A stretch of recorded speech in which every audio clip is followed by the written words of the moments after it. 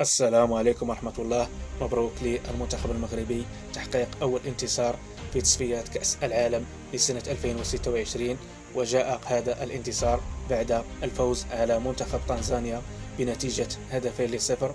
وسجل أهداف المنتخب المغربي كل من النجم المتألق حكيم زياش الذي سجل هدفا رائعا عن طريق تسديدة ولا أروع لم يستطع حارس منتخب تنزانيا التصدي لها.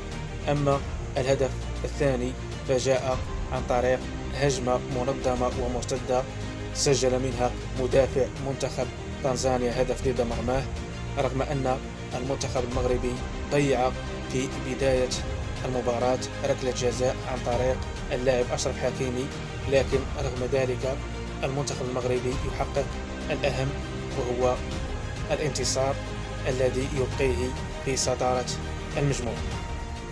والسلام عليكم.